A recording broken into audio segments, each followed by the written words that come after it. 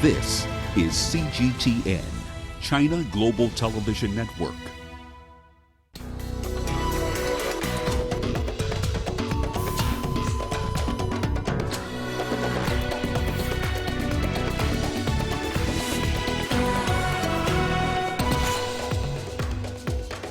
South Africa's ANC headed for election victory, but support declines. French troops free hostages in Burkina Faso.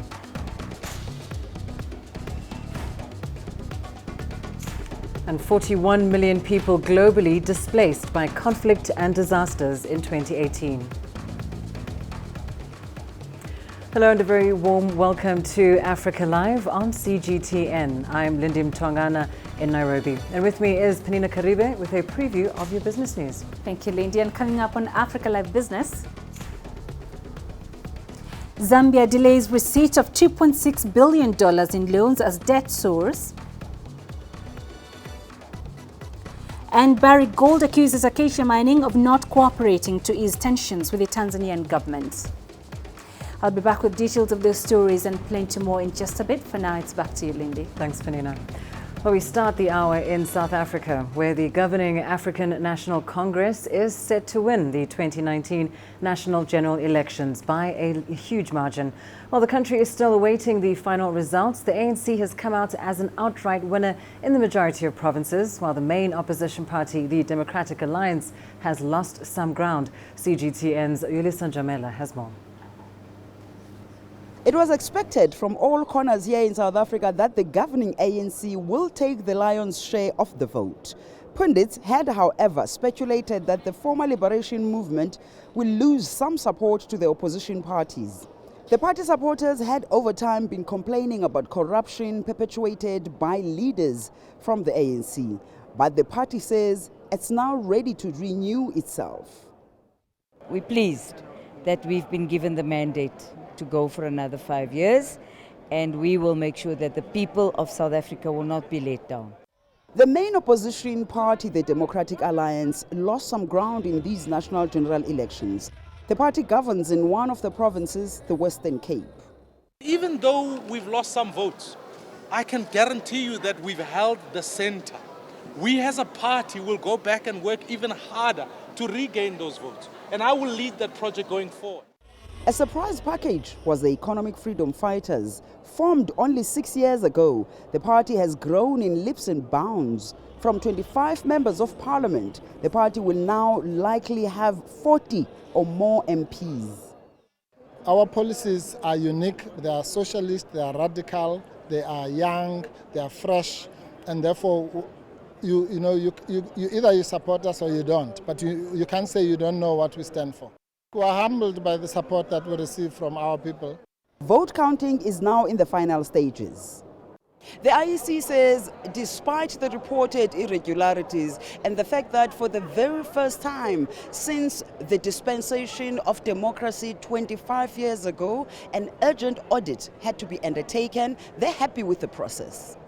The IEC on Thursday announced that it had established an urgent audit to check the extent of voter fraud. The decision was taken after the commission met political parties contesting the election. The parties had raised concerns about the indelible link supposedly being easy to remove. The commission does not believe that the audit will delay the announcement of the official results, but if that's the case, in the event that there's a need for us to hold back, we'll do it, because you remember that in terms of the law, we've got 7 days to release the results, so we still have a grace until Tuesday. The official ceremony to announce the final results is expected to take place on Saturday evening. Lindy Mtongana for CGTN in Pretoria, South Africa. Well, let's get to the very latest on South Africa's elections. We go live now to CGTN's Angelo Coppola. He is in Pretoria at the Election Results Centre. Angelo, just start by giving us an update as to what's happening on that leaderboard behind you there at the Results Centre. Well, look, we heard late this afternoon, in fact, that 4 opposition parties, the DA, COPE, the UDM and the ACDP, had actually had a meeting with the IEC this morning because they're insisting that an audit be done in the districts where those 20 arrested people were arrested for trying to vote twice. The IEC agreed to a random audit and also in the other voting districts around the country. So the four opposition parties are actually asking that there's a bigger global picture of the situation, and it probably highlights some of the issues that have been raised. So as it stands right now, the political parties are going to be overseeing that process, which is quite interesting. Just on a more general level, we were expecting to see the country's president pop into the ROC to come and see what's happening and to go for a walkabout, and that appointment was cancelled twice or postponed twice. The EFF leader wasn't at the counting centre today because he's preparing for his grandmother's funeral, and you heard Musi Maimani briefing media earlier about his impressions of the vote and the way forward. So it's still fairly busy here right now, with party reps watching to see what's going to happen with that last 4 or 5% of the vote that's due to be finished hopefully tonight or maybe tomorrow, Lindy. All right, indeed. Of course, we are in that final stretch of the vote counting, and what is abundantly clear is that the ANC, the ruling party, is due to celebrate a victory. Let's bring in now Professor Anthony van Niekerk. He's a professor at Wits University School of Governance in Johannesburg. He joins us now with some analysis on the election results thus far. Professor, it seems, of course, the ANC is heading for a bittersweet victory. It's a victory nonetheless, but it's the worst ever election result since democracy. What does this mean for the ruling party and the general political landscape in the country? Yeah, good evening, Lindy. I hope you can hear me fine. Yes. Indeed, it's a tumultuous election, the fifth or the sixth one since 1994. And everybody is predicting that the ruling party, the liberation movement turned ruling party, the African National Congress, over the period of 25 years, is bound to lose the very generous support of the electorate as it battles, with the typical challenges that a developing country such as ours face, which is unemployment, poverty, inequality, sluggish economic growth. And so nobody was surprised to hear that the voting pattern has changed and that fewer people are supporting the ruling party. However, I must say that they are very comfortably in the lead still as we await the very final outcome in the next couple of hours, hopefully not days. It is clear to us that the ANC has scored up almost 60% of the total national vote, 57% by the last count.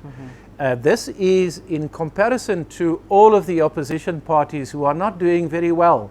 The closest opposition party, the Democratic Alliance, the DA, seems to be scoring about 20% of the vote.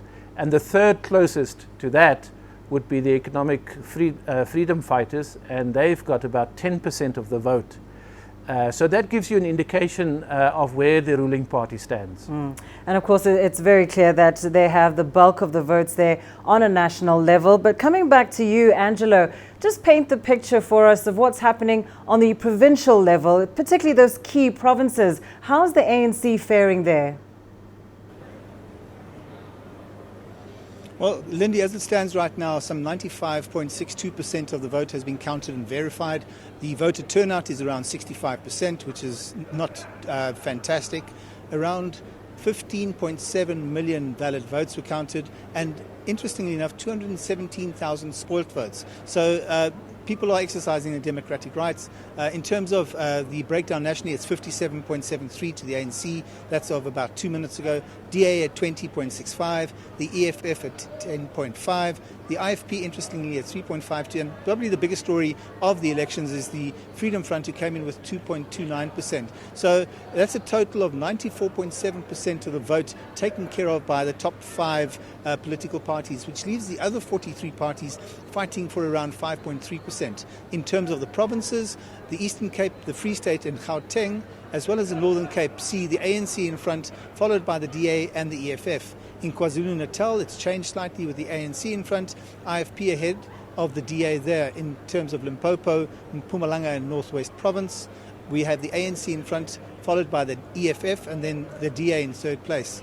In the Western Cape, as was to be expected, we're seeing the DA leading the ANC and the EFF. So as it stands right now, we've got another 4% to go in terms of the count, and it's unlikely to change much more than what we're seeing right now. There are still some fairly large polling stations in Gauteng which have to deliver their results, but as we see it now, I think it's probably going to stay like that, Lindy.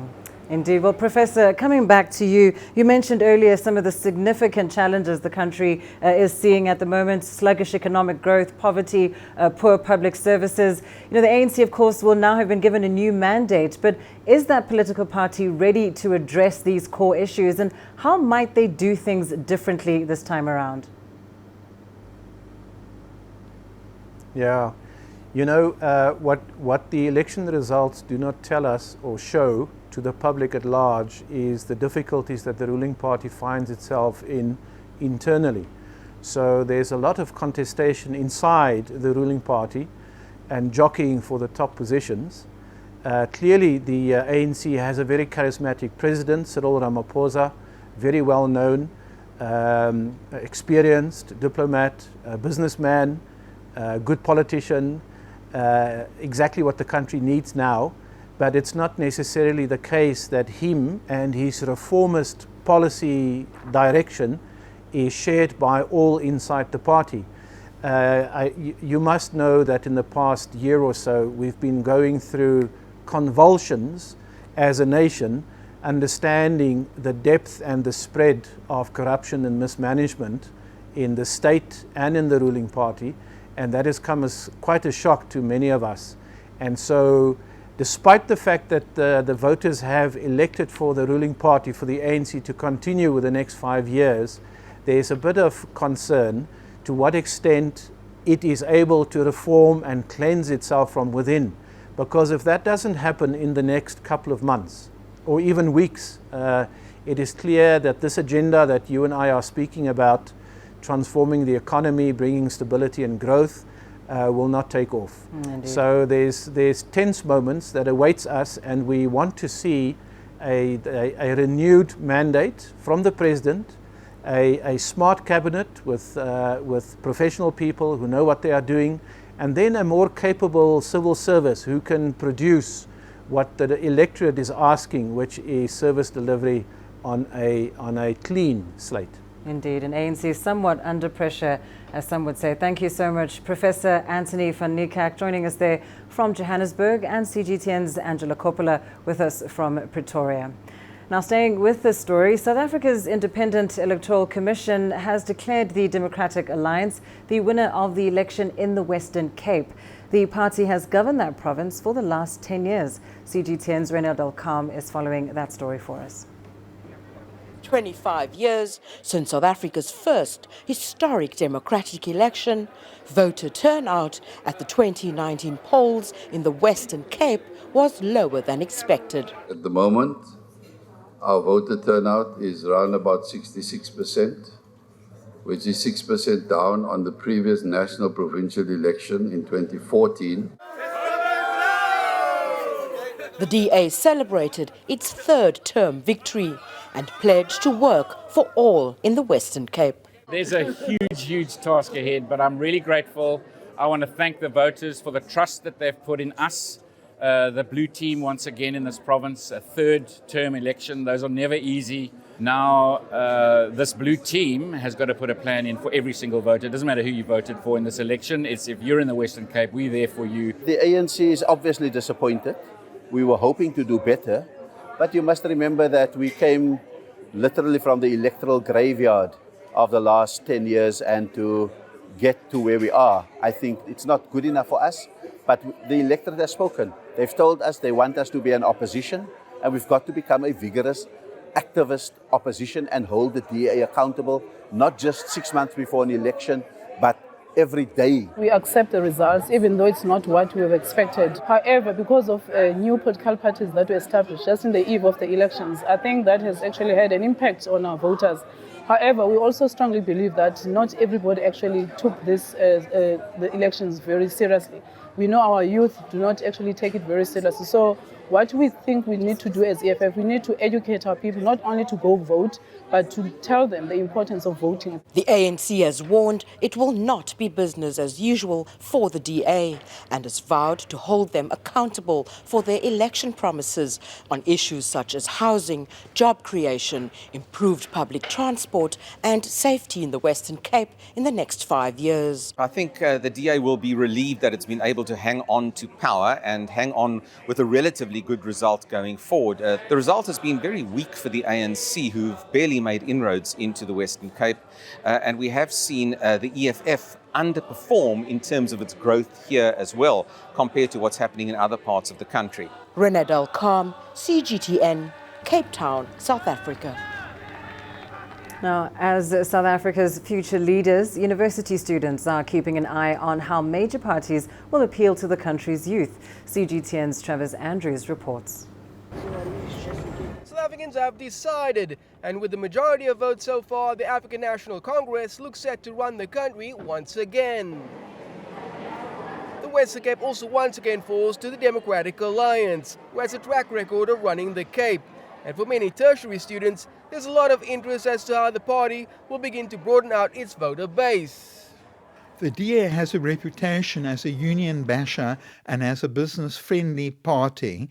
Their manifesto did pledge to double the child grant for unemployed mothers from 400 to 800 rand per month. So that was one vote catcher they can use in the townships. Also, they have their own affirmative action policy. But the elections through the eyes of students have been unprecedented in many ways. Not only was voter turnout lower than the previous elections, but traditional voting patterns have begun changing. There was also a significant increase in the amount of new political parties on the ballot papers. Last time we had 13 political parties that made it into parliament, and out of the 48 parties which are a record on the voting papers, perhaps 13 will again make it to parliament. Still, one of the most significant challenges for many students at Cape Town's universities is the cost of tertiary education, which remains high. But former President Jacob Zuma did announce subsidized free higher education for some students in 2017, and that could have made a difference at the polls. For poor and working class students, fees may have fallen, but that doesn't mean they're not holding the elected to account. We expect our government to focus on our education as students because we are the future. So we can give out the best of ourselves and then improve our country. I'm hoping for a good government to run in the country so that most of the students have access to free basic education, which is like the basic requirement of us young people in order for us to equip our skills and knowledge.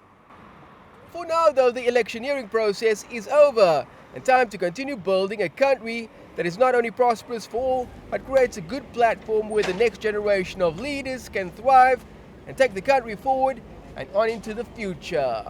Travis Andrews, CGTN, Cape Town. Right, let's turn to some other news now. 4 foreign hostages have been freed by French forces in the West African country of Burkina Faso. This after they were held captive by a militant group. According to the French government, 2 of those released are French citizens. The others are said to be an American woman and a South Korean woman. The French hostages had been kidnapped in neighboring Benin on the 1st of May. They were on a safari holiday in Penjari National Park. On Thursday, French special forces lost 2 of their soldiers while carrying out this undercover raid to rescue the foreign hostages. The French government has warned its citizens against traveling to parts of Benin near the border with Burkina Faso. Swaths of northern and eastern Burkina Faso have been overrun by Islamist militants. Let's bring you more on this story now. We're joined by CGTN's Stefan de Vries in Paris for more on this. Stefan, 2 French soldiers sadly killed in this rescue of hostages in Burkina Faso. What more can you tell us? Well, the operation was announced about 2 hours ago during a press conference at the French Ministry of Defense here in Paris.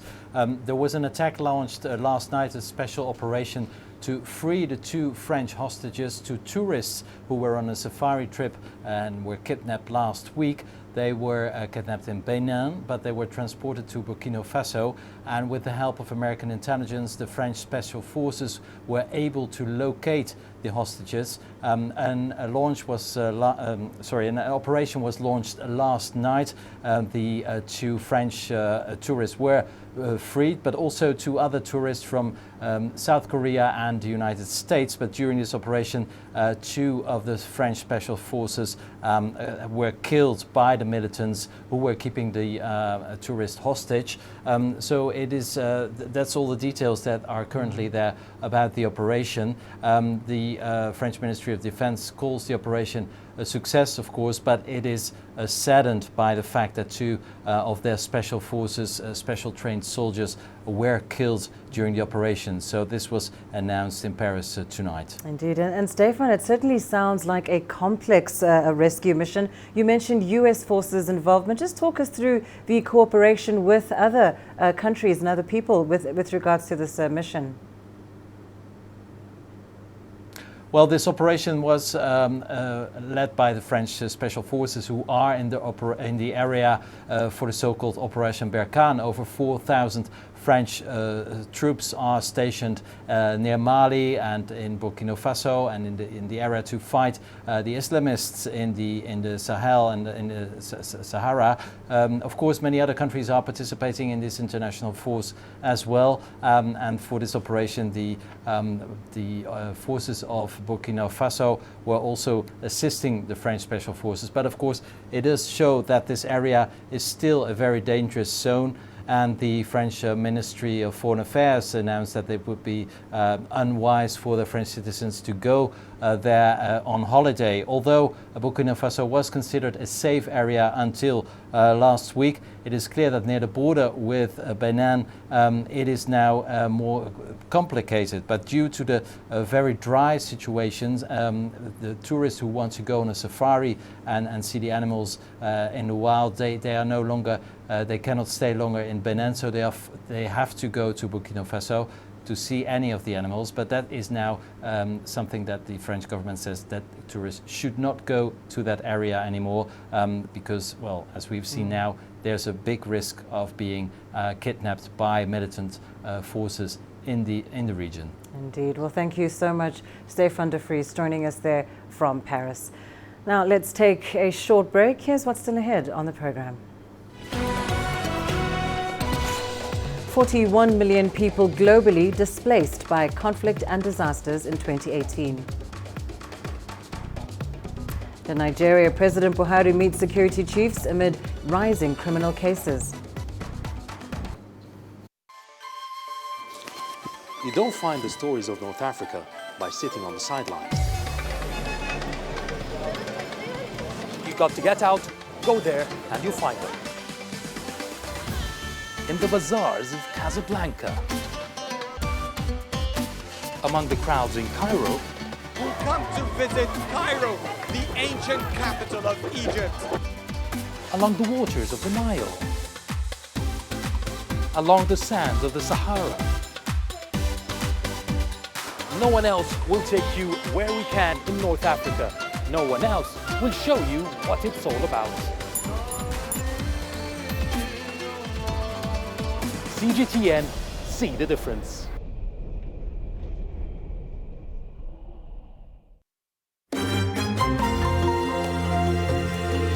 Africa Live. Find your voice.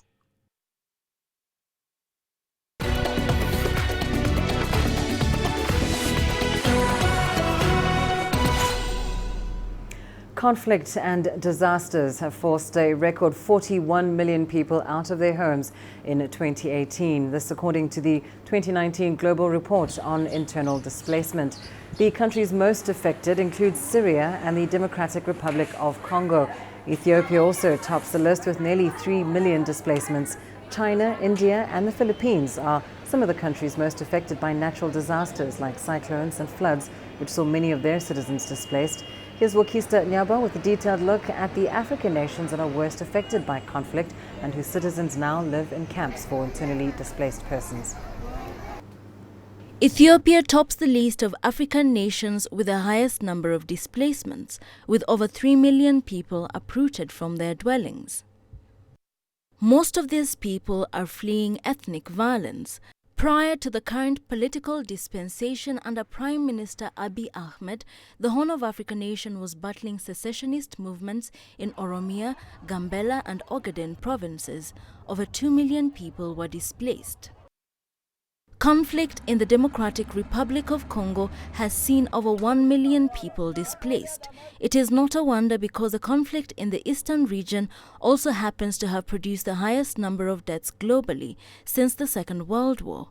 The number of deaths is over 5 million. Boko Haram activities have also seen Nigeria take the third position on the global displacements list. The number of displaced persons in northern Nigeria now stands at just above 1.15 million. Chad and Cameroon are also affected by the Boko Haram insurgency. Somalia, which has been in conflict since 1990, takes the fourth position. Most of the Eastern African nations' citizens live in refugee camps in Kenya, Somalia and Yemen. Over 1.12 million Somalis are displaced. Some are victims of unfavorable weather patterns. Closing the list of the top 5 most affected sub-Saharan nations is the Central African Republic. The conflict, which followed the ouster of President Francois Bozize, has caused over 500,000 people to be displaced. Other African countries on the list include Uganda, South Sudan, Sudan, Mali, Burkina Faso, Burundi and Sierra Leone. Most displacements in the last nations are a result of natural disasters. Well, let's bring you some analysis now on that report. We're joined by Dr. Hassan Sheikh Ali Noor, International Relations and Strategic Defense and Diplomacy Studies, as well as a security analyst based in Mogadishu. Dr. Ali Noor, of course, African countries contributing significantly to that overall number of internally displaced people globally. In your view, why is that the case? Actually, that case is a human tragedy, and many African peoples and other parts of the world suffering because they were displaced by force, different forces from their mother countries or from their homes, and then they left from their country to other area, and then they are suffering because lack of accommodation, lack of food, lack of medical service, lack of education and other facilities to enjoy as a human being. That's the case, and then the people, since they are suffering, we feel sad, and then we have to look beyond the people's displacement. What are the forces forcing them to flee from their mother areas to other areas? And for instance, in Somalia, as a case, we can say that many Somalis were displaced their homes, and then they left it from their regions to other parts of the Somalia, because of the lack of the central government, lack of the political disorder, or the in general instability and the tension in Somalia at the political level, religious level, and society level. And altogether, all these factors forced and pushed many Somalis to flee from their mother towns to other cities, particularly to big cities, including Mogadishu and other areas in Somalia. Of course, the concern is that this trend of displacement may be on the rise, especially when we consider the impact of natural disasters. So in your view, Doctor, what do world leaders, African leaders in particular, need to do to reverse this situation on the continent? As African, as a continent, because Africa has a different internal domestic and security problems. But for instance, in Somalia, the major cause of this internal displacement of people is lack of effective central government who have a capacity to engage this national tragedy or the national crisis. And to solve out this one, the Somalia's political class must come together and to re-establish the status institutions with effective and functional government system to engage to this kind of national tragedy, because without government, we wouldn't be able to solve out any kind of that internal displacement of people and other crisis, including for the clan tension, insurgency, and maybe the lack of resources, or the lack of sharing resources, lack of strategic planning, lack of development, and engaging effectively to a such level of national disaster. Well, indeed, political will seems to be key to reversing this trend. Thank you so much, Dr. Ali Hassan Sheikh Ali Noor, joining us there from Mogadishu. Now, turning to news from Nigeria, nearly 900 children who were part of a militia helping to fight Islamist militant group Boko Haram have been freed. In a statement, the United Nations says 106 girls were among the released by the pro-government Civilian Joint Force Task. Now, this was part of the armed group's commitment to end and prevent the recruitment and use of children in war. The CGTN supports the army in its fight against Boko Haram, and the UN says that those freed will take part in reintegration programs to help ease them back into civilian life. The children and young people released today will benefit from reintegration programs to help them return to civilian life and seize new opportunities for their own development. Without this support, many of the children released from armed groups struggle to fit into civilian life, as most are not educated and have no vocational skills. So far, at least 9,800 people formerly associated with armed groups, as well as vulnerable children in communities, have accessed such services between 2017 and 2018. Nigeria's President Muhammadu Buhari has met his security chiefs for the second time this week amid rising cases of kidnappings and attacks by armed gangs. Police records show that more than 600 kidnappings occurred between January and April this year. CGTN's Kelechi Mekalam has more. Nigeria's security chiefs arrived at the presidential villa for a crucial meeting with President Muhammadu Buhari. It's the second this week. Top on the agenda is putting an end to a spate of kidnappings and attacks by gunmen. Most hit is the northwest Zamfara state and River State in the oil-rich Niger Delta region. Altogether, kidnappings for ransom have been reported in 25 states. Thousands have been displaced in Zamfara by gunmen. And some residents in the state have asked the president to declare a state of emergency. Frequently targeted by kidnappers are foreign nationals and prominent Nigerians, their latest victim being the president's in-law, kidnapped from his home in Katsina State.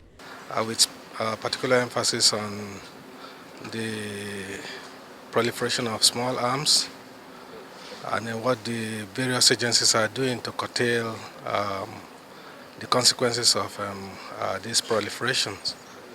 I think he has also given directives that the agencies do much more to ensure that Nigerians go to bed and wake up feeling healthy and confident that their security is guaranteed.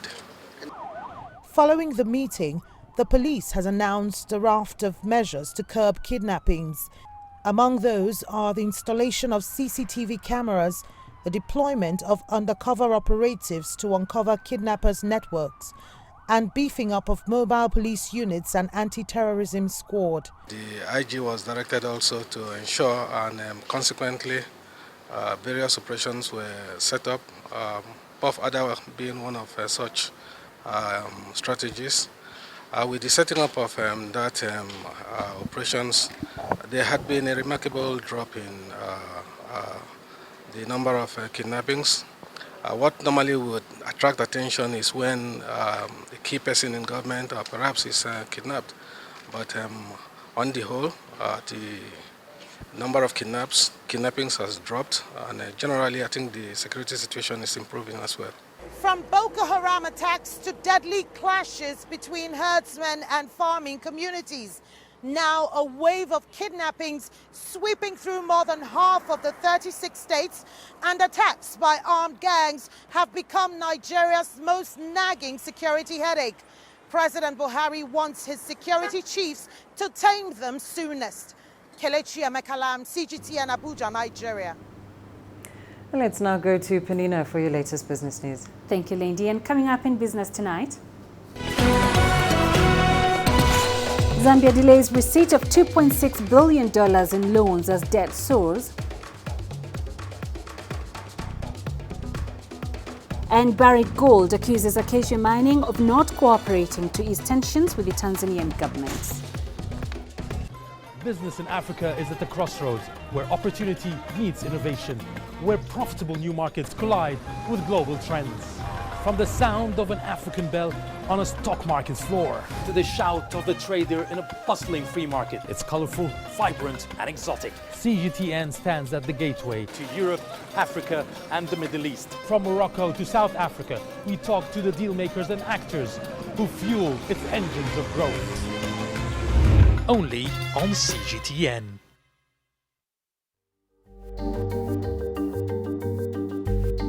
Africa Live.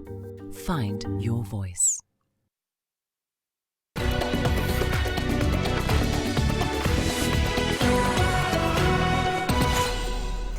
Let's begin in Zambia. It has deployed the receipt of loans totaling $2.6 billion contracted last year in order to rein in its soaring debt. The country's finance minister says Zambia's external debt at the end of the first quarter of this year had increased to $10.17 billion at the end of last year.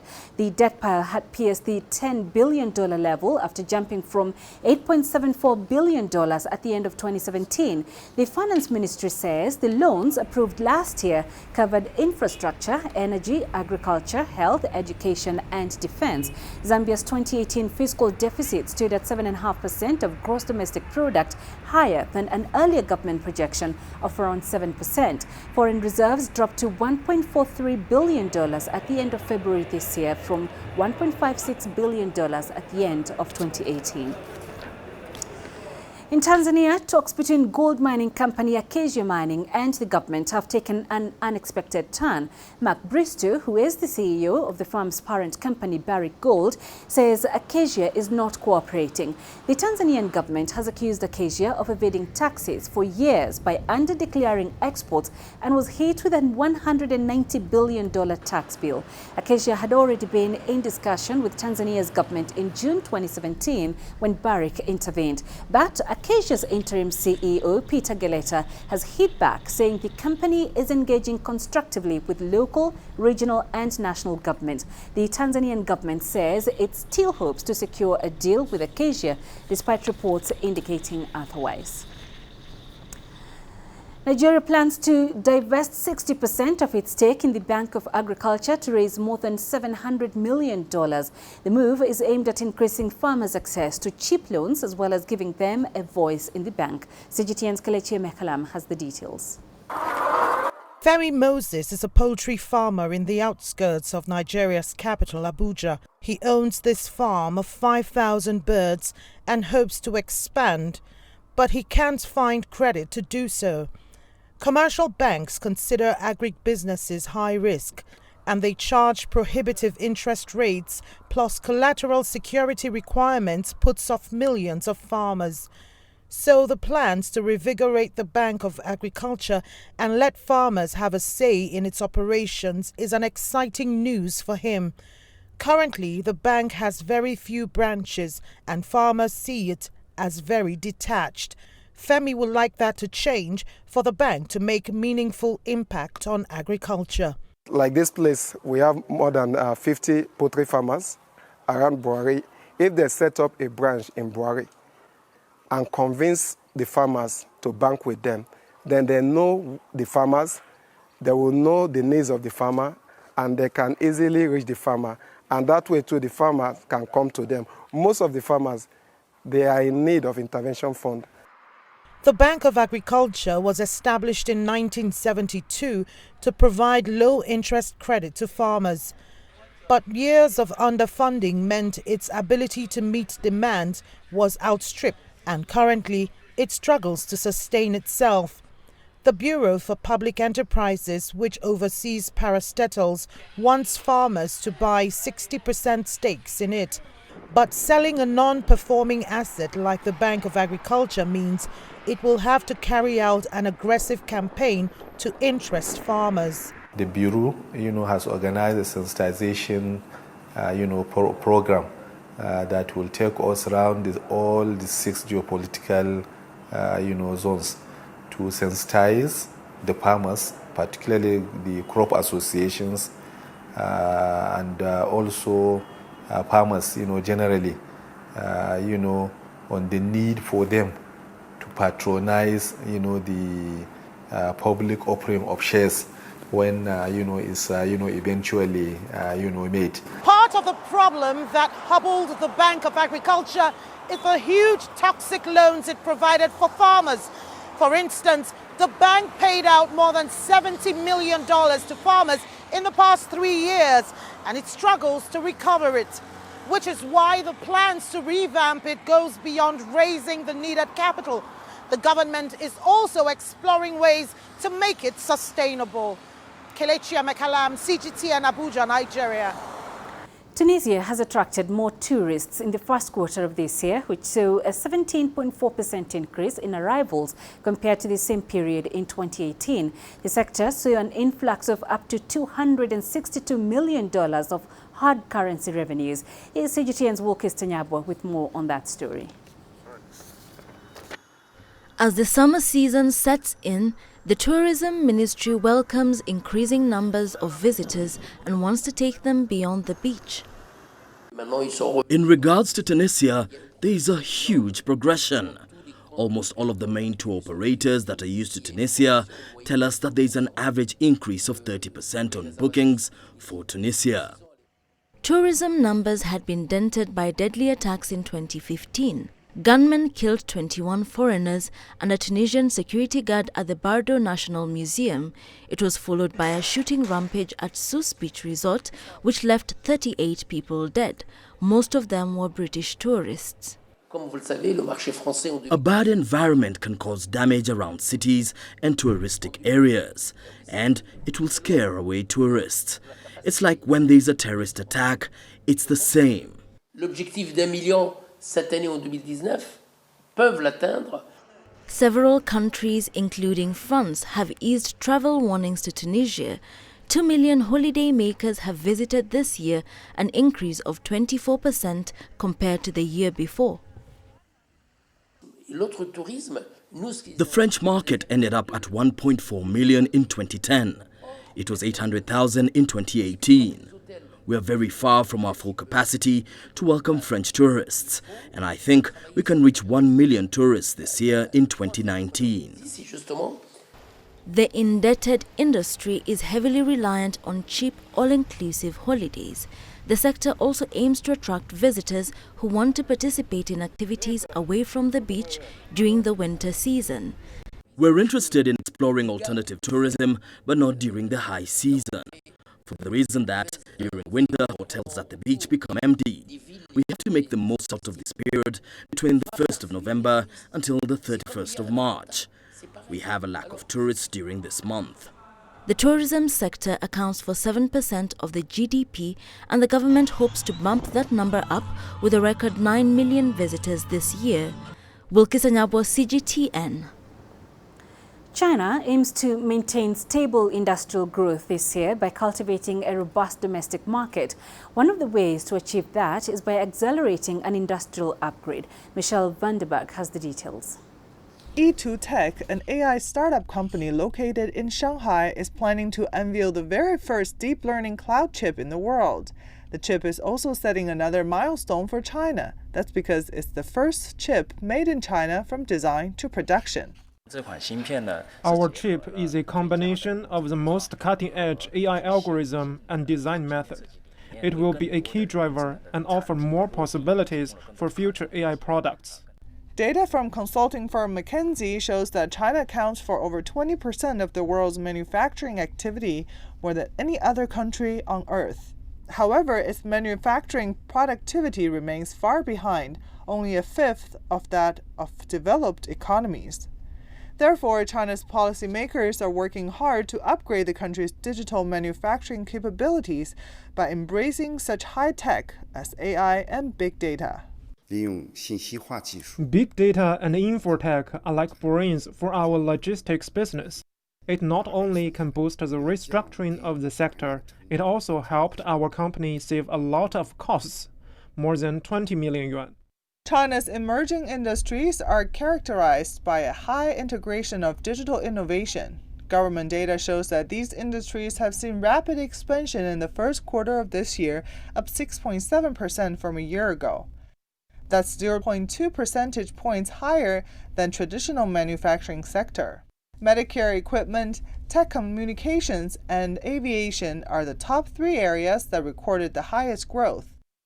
Analysts say that China is also expected to step up efforts to boost info product consumption and nurture such high-tech industries as service robots and wearables as it opens its doors wider to overseas competitors. Michelle Vandenberg, CGTN. That's it for now, but later on Global Business, we'll be looking at Uber's initial public offering on the New York Stock Exchange. We shall be live for the latest on that IPO. That's at the top of the hour. I will see you then. For now, back to you, Lindy. Thanks, Penina. Well, let's take a short break. Here's what's still ahead on Africa Live. Coming up, we sample a band making waves in the underground rock scene in Kenya. Too many young people are dying on our streets. We have to stand up together, do something by ourselves.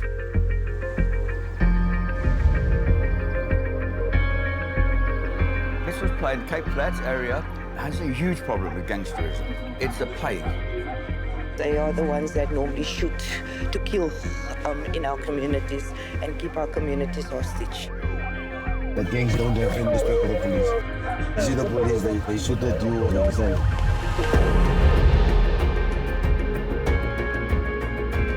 Oh, they're fighting there. It is. Hey, you call the police, you don't assault. Karim, nie weer sulke goedes hê nie, hoor. Hy sê hitman in my so klein. Hy speak bam, ek so kom. Prevention is the best thing to protect yourself. We have to look after each other. Why don't we join hands with the police? It is the body that brings the community together.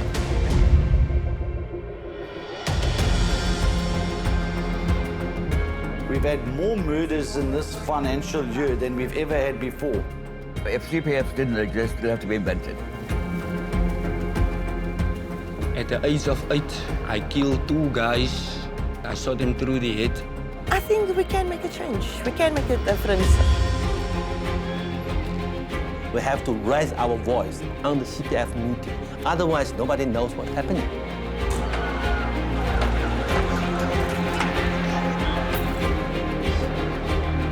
In the apartheid era, we were classified. I see myself as a South African citizen. So that's my life. That is my life.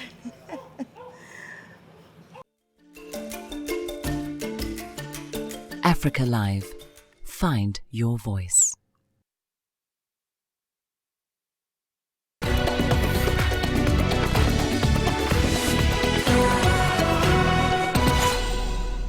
Rock music is not necessarily a mainstream genre here in Kenya, but it is gaining a following. The band Refuge has one of the youngest band members, or rather is one of the youngest bands in East Africa. And since its inception in 2016, the band has been making waves in the underground rock scene of the region. Let's find out more about their musical journey.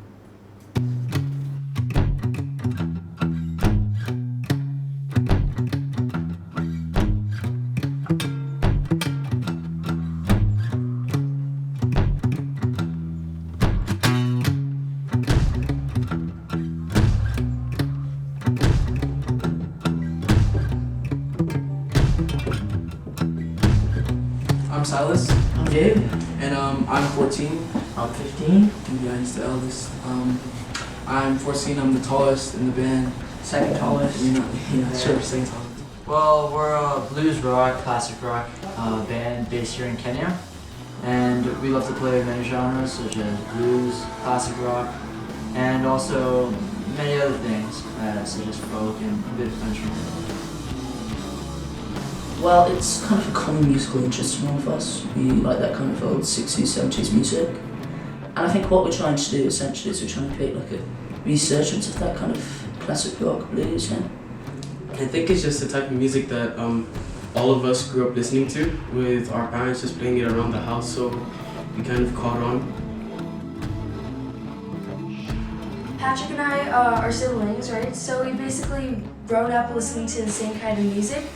At first, say I didn't really care much about music, but once I joined Refuge, I really felt a connection with the music like Patrick and the rest of the band members did. Our idea of Refuge is like having we're our own band, kind of like. Yeah, they're not kind of different from like every music. We have like a wide range of music, so like very versatile. Like our age, I guess, is like unique, but we don't like to be seen as the kid band.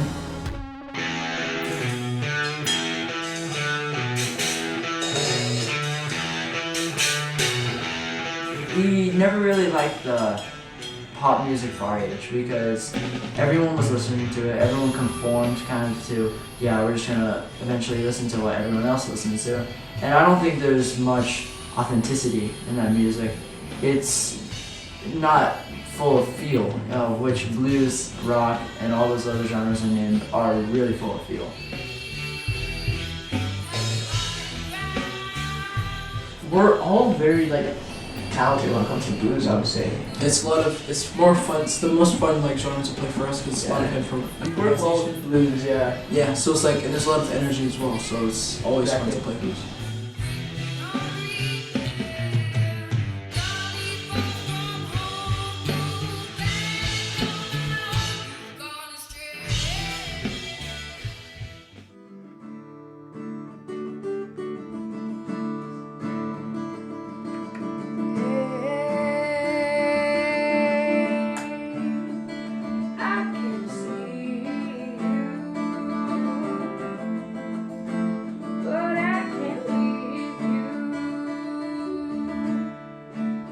Well, I think we call ourselves a Kenyan band, not necessarily because of our nationalities, but where we originated. Because I think if it wasn't for Kenya, maybe we wouldn't have the same kind of feel, the same kind of aspiration. Influences as well. Yeah.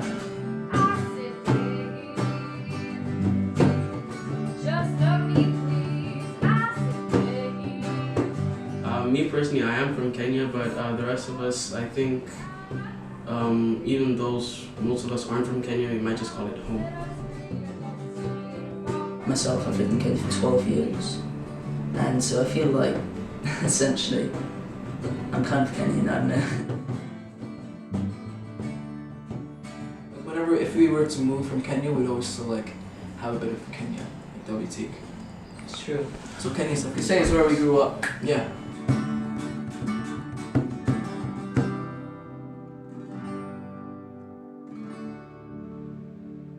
Least favourite subject? Definitely maths. Just tricky. Math. World civilizations. That's easy. Science. I do not like science. That's a given. It's always music because I don't necessarily like being told what to play.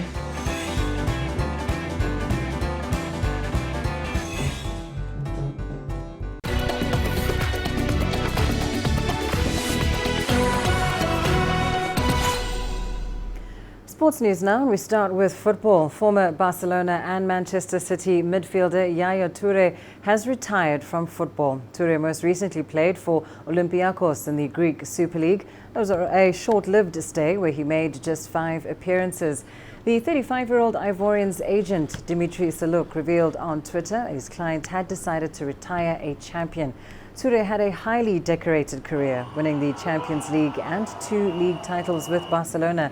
He also won the Premier League 3 times at City and scored the winning goal in the 2011 FA Cup final against Stoke. Toure captained his country to the